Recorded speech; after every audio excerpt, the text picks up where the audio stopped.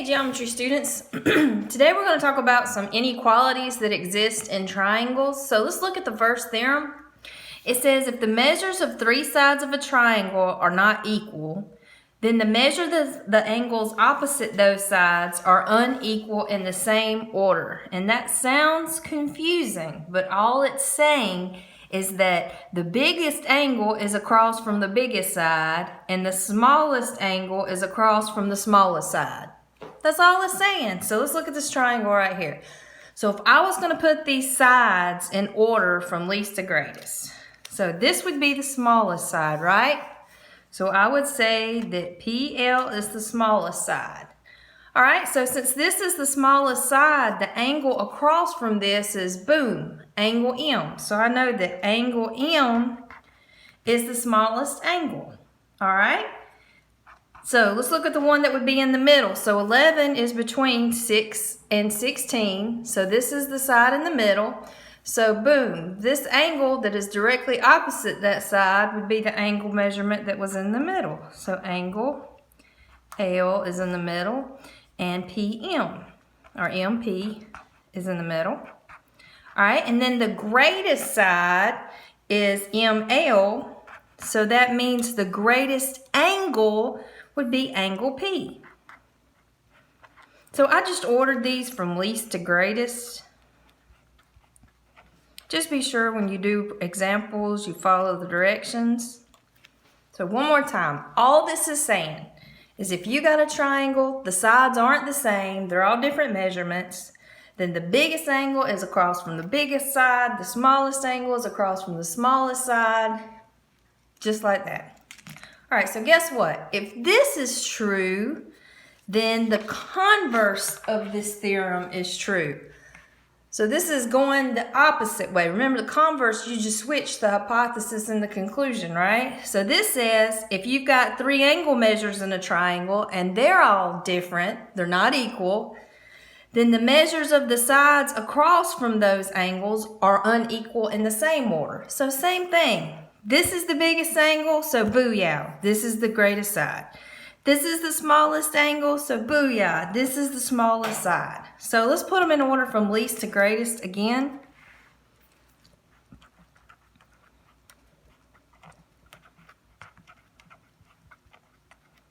So the smallest angle we have is right here. So angle W is the smallest. So guess what? That means that this side directly opposite that angle, see how that's opposite? Ka-chow. KJ or JK, that's going to be the smallest side length. All right? I should put the measure. All right, and then let's look. The angled measure that's in the middle is right here, this angle J. So since this is in the middle, that means the side length is in the middle. So we have KW. The greatest angle is angle K, so the measure of angle K. So that means that the greatest side length would be JW. So if you have a triangle, the angle measures are all different. The biggest side is across from the biggest angle. The smallest side is across from the smallest angle. That's it. One more theorem.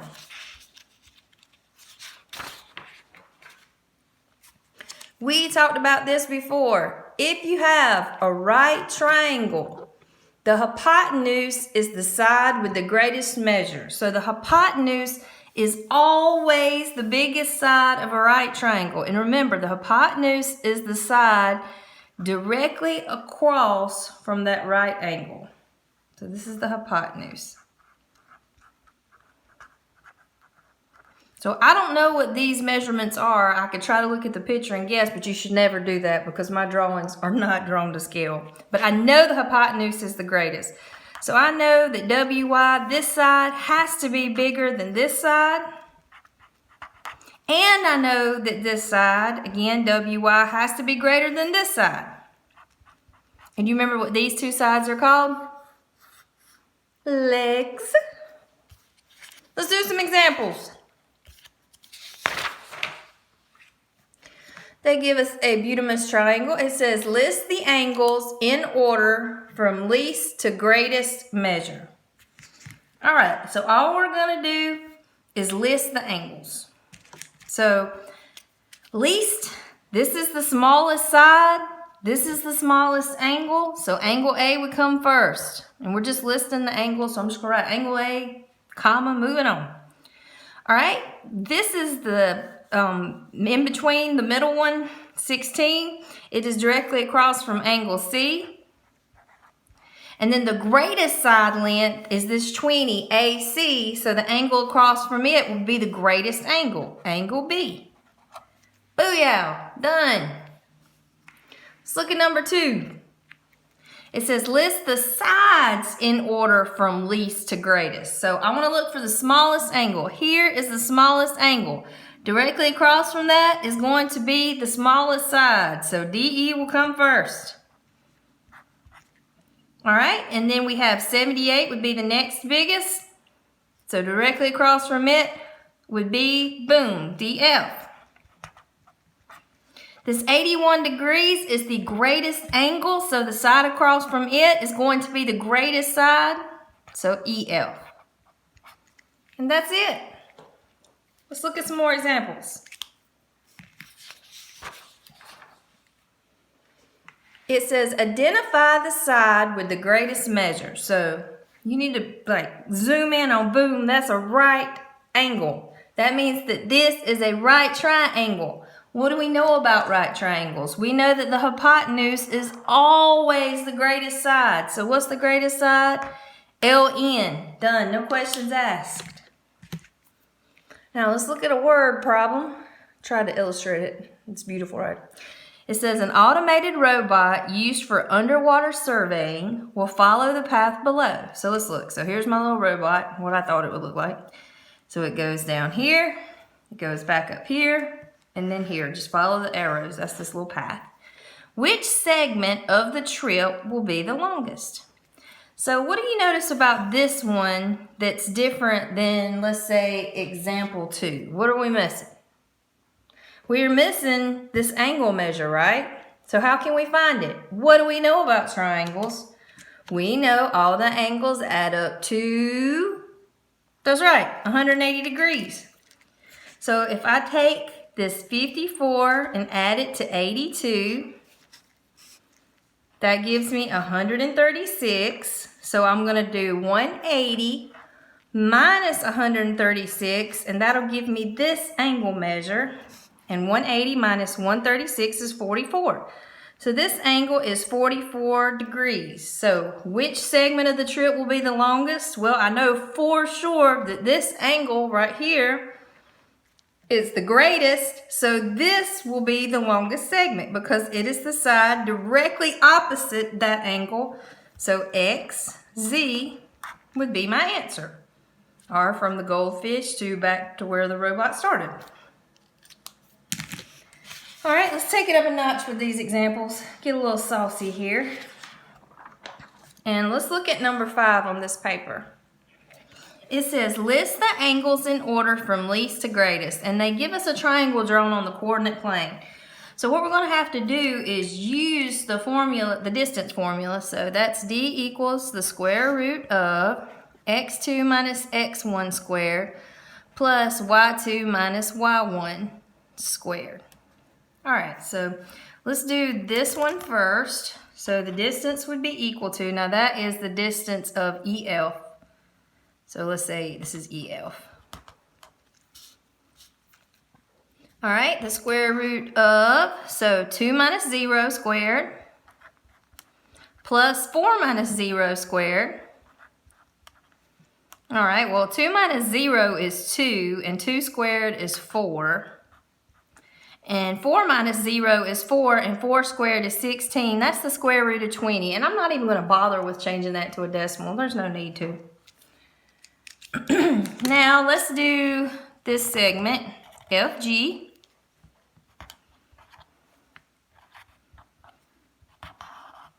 All right, so we could do 5 minus 2 squared plus 1 minus 4 squared.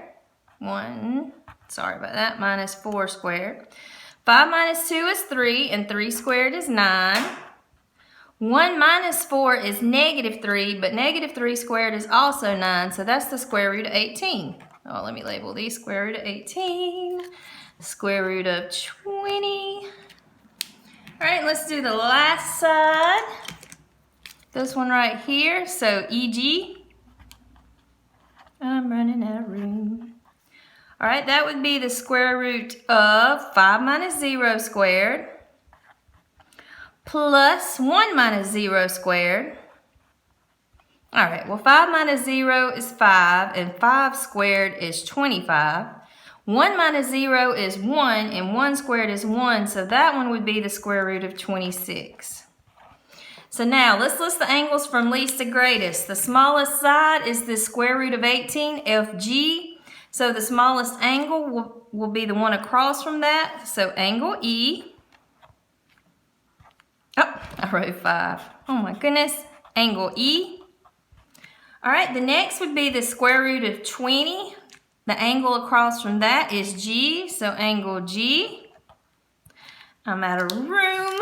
And then this is the greatest side, so the angle across is the greatest angle, so angle F. So least to greatest. All right, let's look at number 6. It says, list the sides of triangle M and O in order from longest to shortest, and then they give us all the angle measures. But we don't know what X is, right? So how can we find X if they give us all the angle measures? This is what we talked about before. We know all the angles in a triangle add up to 180. So we got M is 4x plus 20 plus your N is 2x plus 10 plus my O, which is 3x minus 20, and all that's going to equal 180, right? So put your x's together, 4x and 2x and 3x. 4 plus 2 is 6, 6 plus 3 is 9. Now we'll put our numbers together here, 20 plus 10 minus 20. Well, this plus 20 and this minus 20 are totally going to cancel each other out. So we have plus 10 equals 180. So I'm going to bring this over here. 9x plus 10 equals 180. How do we get rid of that plus 10? We subtract it, right? And we get 9x, that cancels out, equals 170. Divide by 9. And we get x is approximately 18.9. And I'm rounding to the 10th place, because why not? So I'm going to draw a triangle to represent this, just a very generic triangle. So here's my M, my N, and my O. So for M, I want to do 4 times 18.9 plus 20. Well, I'm just going to plug that in a calculator, okay? 4 times 18.9 plus 20, and we get 95.6. So this angle would be 95.6 degrees. All right, and then for N, we're going to do 2 times 18.9 plus 10. So 2 times 18.9 plus 10, and we get 47.8 degrees. 47.8 degrees. And then for the last one, we're going to do 3 times 18.9 minus 20. So 3 times 18.9 minus 20, and we get about 36.7. So now we know the angle measurements. So the longest, see, switched it up on us, longest to shortest. So the biggest angle is this 95.6 degrees. So that means that this is the greatest side. So NO. I'll come back over here, NO. All right, and then the next going down angle measure would be this 47.8, and the angle, or the side rather, across from that is this MO.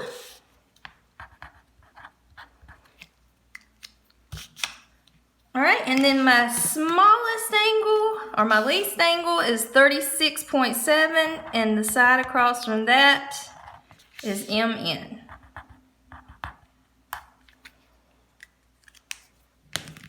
All right, And I'm going to do one more with you, and that's this last one, number 7. It says list the angles from least to greatest, and then they give us the side lengths, and they tell us the perimeter is 27. Well, what is perimeter? What does that mean? So the perimeter of a triangle would be if I went and added all the sides up, I got 27. So let's add all the sides up and find out what x is. So for KL, we've got x minus 4. I'm going to add that to LM, which is x plus 4. And I'm going to add that to KM, which is 2x minus 1. And all that goes together to give me 27. I added up all the sides to get the perimeter. The perimeter of 27. I'm going to combine my x's. So x and 2x is 4x. Now add your constants. So negative 4, positive 4, ka-chow, cancel each other out. So we got this minus 1 left. How do we get rid of a negative 1? We're going to add 1 to both sides. That'll cancel. So we get 4x equals 28. And 4 times what is 28? That would be 7. So now I'm going to go back in and plug in that 7, and we'll be able to do our job. So I'm going to, again, I'm just drawing a generic triangle. KLM. All right, KL is x minus 4. And we know x is 7. So 7 minus 4 is 3. So KL is 3. LM would be 7 plus 4. And 7 plus 4 is 11. So LM is 11. KM is 2x minus 1, so I do 2 times 7 minus 1. 2 times 7 is 14, and 14 minus 1 is 13. So angles from least to greatest, I want to look at the sides from least to greatest. So this is the smallest side. It's only 3, so the angle across from that is the least angle, so angle M. I'm going to block that off here. And then next, we would go to 11, and that is across from angle K. And then lastly, we have 13, which is the greatest side length. So the greatest angle is angle L.